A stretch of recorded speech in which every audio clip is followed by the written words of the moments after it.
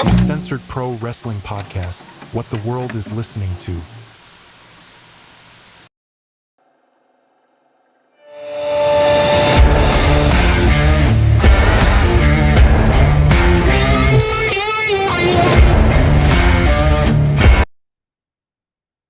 What is up, everybody? You are checking out the Uncensored Pro Wrestling Podcast. I'm your host, The Hot Commodity, and I'm joined by my very own Hot Commodity and the current pay-per-view champion. We are covering WWE Money in the Bank live in Toronto, Ontario, Canada. And to start off the pay-per-view, we have Canada's own WWE Hall of Famer, Trish Stratus, comes out, and she welcomes everybody to the show. She says it feels so good to be home. And tonight is going to change WWE forever, which I was excited to hear, but I don't really think anything in the show changed much of anything in WWE. She invites Samantha Irvine to come out to perform the Star Spangled Banner, and a Canadian performer called Ryland James performs "Oh Canada." So very cool. Representing your country. That's right. Not how far is your area from Toronto? I don't know. It's right over the border of Maine, though. Okay.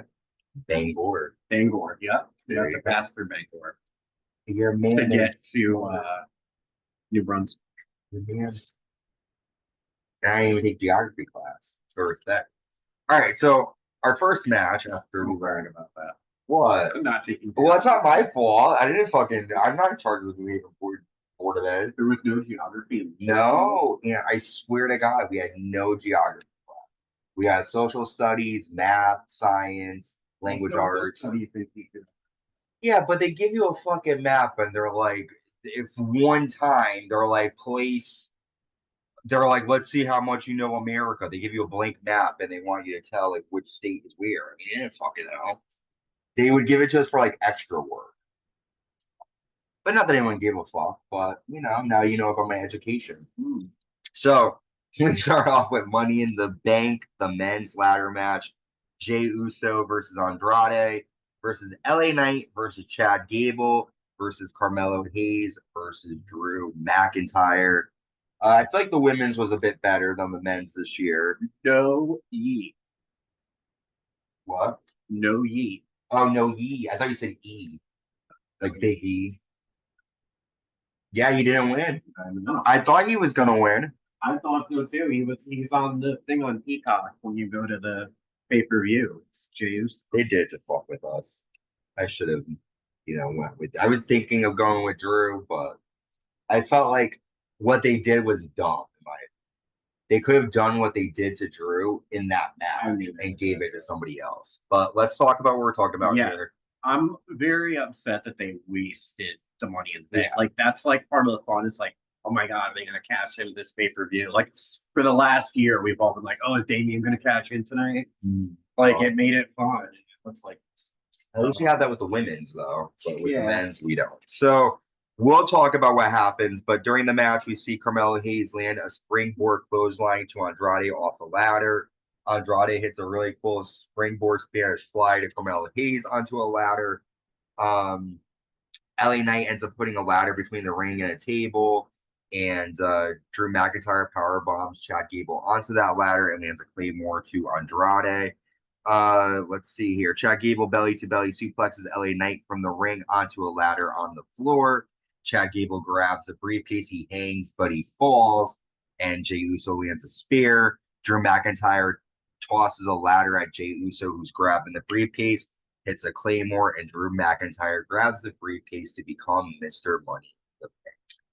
And we both weren't happy with. I mean, you were happy because you got the point, but like you said, I thought Drew shouldn't have won it. I feel like CM Punk should have gotten involved, ruined it for him, and then that allows someone else to get the briefcase. So there's two separate storylines.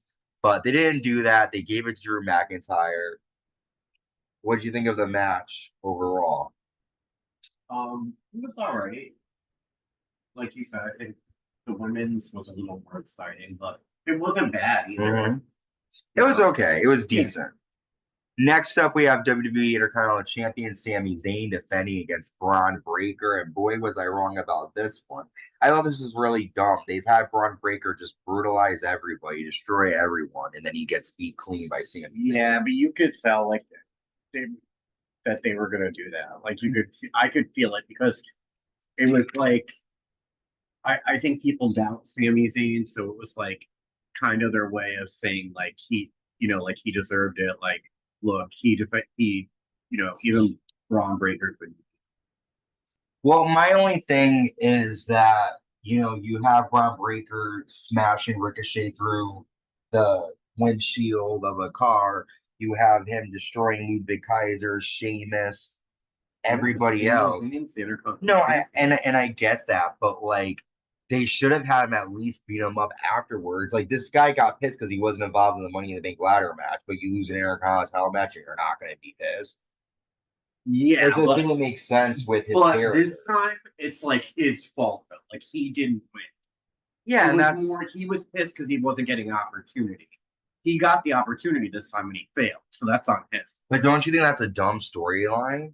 Like it's like you have a storyline where it's like, yeah, I'm mad that I failed, and the first chance he gets, I don't have an opportunity, to him too. And then he fails and he just takes it. Like you're Rick Steiner. You're supposed to be not Rick Steiner. You're Bron Breakker. You're supposed to be destroying people.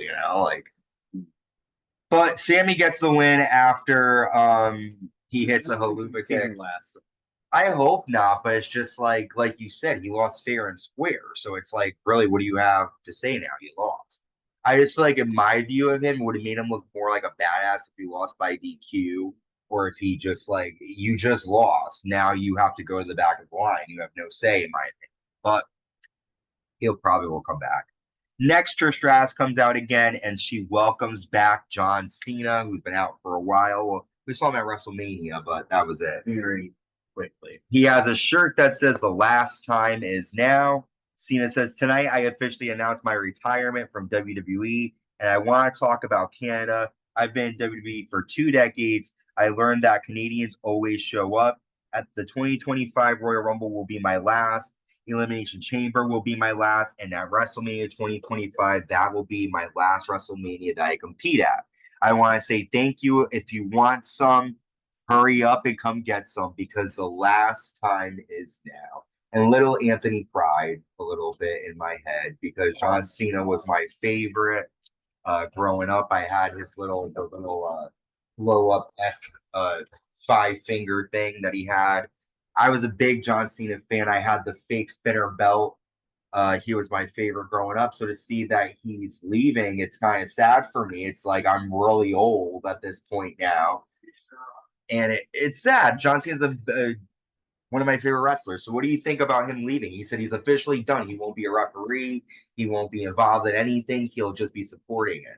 What do you think? Do you think it's the right time?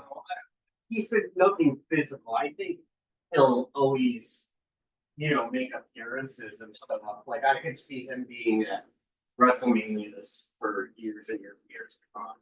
Just not competing. So, I think we'll see him at Hall of Fame ceremonies and everything. And probably more so than we've seen some of the other Hall of Famers. Well, he's not a Hall of Famer yet. See, not yet. Well, Judgment Day are backstage. Damian Priest tells them he doesn't want anyone to get involved tonight. Finn says, "Whatever you say, boss," as Damian Priest leaves. Again, more little tidbits, more little sprinklings that the Judgment Day might break up. But let's talk about our next match. WWE World Champion Damian Priest defending against Seth Rollins. This is a decent match. Seth lands a Swanton Bomb. A Lion Salt to get a 2. Seth then lands a Frog Splash for another 2 count. Damian Priest hits a sit-out powerbomb for a 2 and a Razor's Edge. Rollins lands a superplex into a Falcon Arrow for a 2. And then Drew McIntyre comes out and cashes in his briefcase. Seth lands a super kick, but Drew hits a future shock. Drew then goes after Damian Priest, but then CM Punk runs out and attacks Drew McIntyre. He lands them with chair shots, chokes Drew McIntyre with a cord, and then hits Drew McIntyre with the World Championship, allowing Damian Priest to hit Drew with the South of Heaven. And some implications here: Seth Rollins can never compete for the world title as Damian Priest is champ, and Drew McIntyre is screwed again by CM Punk. And after the show, we saw Drew McIntyre go after. The thing, he said if he lost to Damian Priest, he can't lose to Damian. I agree. I think it's dumb that they did that. One of them, it shouldn't even to that. I agree, but they announced it. They said that now CM Punk has also screwed Seth Rollins, so never be able to compete for the title. So CM Punk could open up stuff for that. Yeah, CM Punk is just screwing everybody right here, more than his wife, which is kind of sad. What do you? I think that first of all, I'm not really concerned that he can't go after the title as long as Damian, because Damian's not going to be champion that long. Yeah, I don't think. So it's like, who cares? Well, so let's talk about it then. We have at SummerSlam, the match is made. Damian Priest defending the world title against King Gunther. I'm not looking forward to that one. I think they'll have a good match, but I would have rather have seen Seth Rollins and Gunther. We know we're probably going to see CM Punk versus Drew McIntyre in like a no-holds-barred type match at SummerSlam. Yeah, well, they should maybe Hell in a Cell or something. So aside from not liking the ending, though, did you think they put on a good match? Yeah, that's good. Okay. With Seth's first match back, and I thought he brought it. I agree. Next up, we have our women's Money in the Bank ladder match: Naomi versus Zoe Stark versus Lyra Valkyria versus Tiffany Stratton, Chelsea Green, and Io Sky. And I think this match was better than the men's. We see a cool moment where Io Sky basically kills Zoe Stark, pulls her off the ladder, and power bombs her onto another ladder. We saw the end when what's her name? Chelsea Green's on the ladder. There's two tables set up at ringside. Chelsea's grabbing for the briefcase. Tiffany Stratton comes in, pushes the ladder over. Chelsea falls through both tables. Tiffany Stratton grabs the briefcase, and Tiffany Stratton is now Miss Money in the Bank. What'd you think, right, Paul? Yeah, I thought it was good, and it makes it interesting because I think Bayley's days are numbered. I think she's going to lose to Nia Jax at the SummerSlam, and I think Tiffany might try to cash in there. Nia, maybe. Well, she said that was her friend on the the after show. Yeah, she's Well, so is Nia. But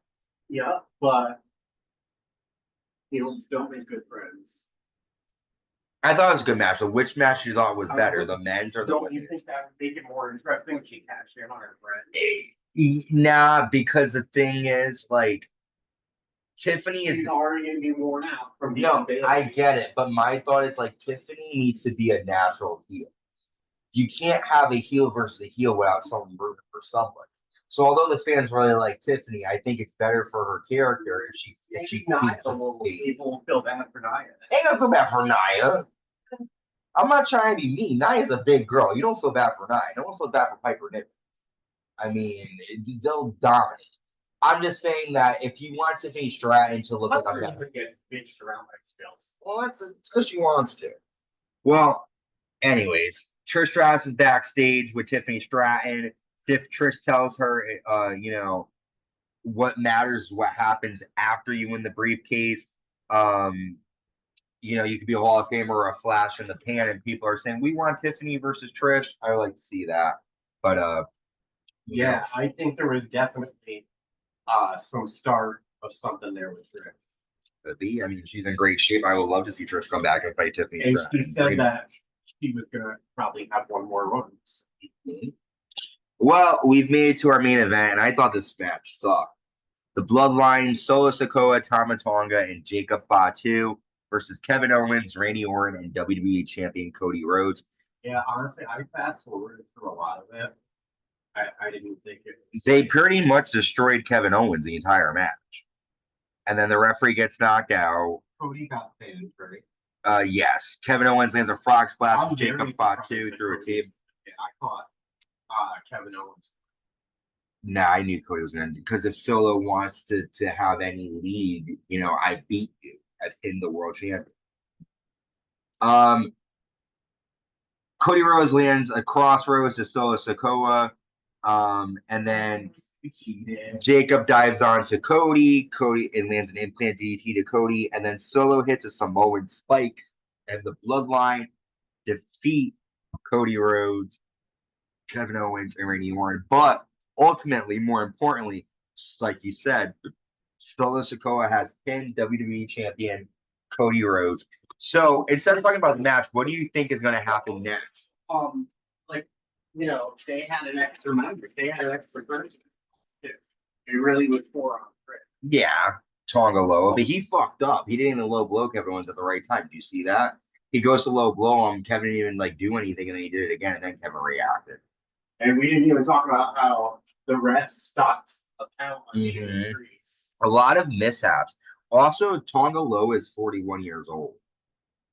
The one that wasn't wrestling. So it's I really don't know what he's going to do. That's the new one, the crazy one? No. Tonga Loa is the guy that came out the second time.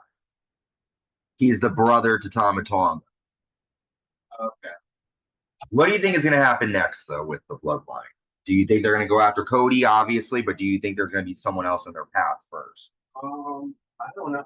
I'm just looking forward to Roman coming back and seeing what happens. Wow, I agree. But see, that's the thing. It depends when Roman comes back. If he comes back in by SummerSlam, then it's probably just going to be Cody. But if there's more time, then who knows? I agree. A lot to come out of this. My favorite match of the night was the Money in the Bank ladder match, the women's Money in the Bank match. What about you? What match do you like? Yeah, I thought both the Money in the Banks were good, and I thought Seth and Damian What's a I shock? didn't like the end of it. Yeah, what I found shocking was I feel like NXT Heatwave was a lot better than the. It would have just been everything so much better if Seth won. We would have got an awesome SummerSlam. Yeah. We would have got to see the Judgment Day breakup. It would have been so. There would have been such a better outcome if Seth Rollins won, and they. It was done. And I wonder now what's next for Seth if he can't compete for the title. For how long? Till SummerSlam. And that maybe he's going to go after CM Punk. But CM Punk's got enough. Well, that's my problem. There's too many intersecting storylines. They shouldn't do CM Punk screws over Drew McIntyre and Seth Rollins. Now what? Is it going to be Seth that's going to go after CM Punk? It's let one story end and start another one, or do two different things. Had Drew not won that Money in the Bank briefcase, this would never happen. I thought it was stupid, but that's my opinion. That's my opinion. Real Housewives of OC. Well, that is it for Money in the Bank 2024. Decent pay-per-view, nothing crazy. Also, we forgot to mention John Cena. That was cool that he retired. The next pay-per-view, SummerSlam. Yeah, SummerSlam. That's next pay-per-view. We'll be covering NXT Heatwave, AEW Forbidden Door, Raw, SmackDown. Having John Cena around the next year is going to be cool. Mm-hmm. That'll open up some stuff, and maybe we'll see he has to take on Solo again. The last match he had, he lost to Solo. Him and Randy Orton, and we'll talk about them fighting each other. A lot of people. I want to see him and Austin Theory again have a rematch. But we've got a lot to talk about. So let me know in the comments what are your takes on John Cena leaving? What about the pay-per-view? Did you like it? Did you dislike it? We'll be covering Raw, SmackDown, everything else in between until SummerSlam. But with that, until next time, stay safe and stay uncensored.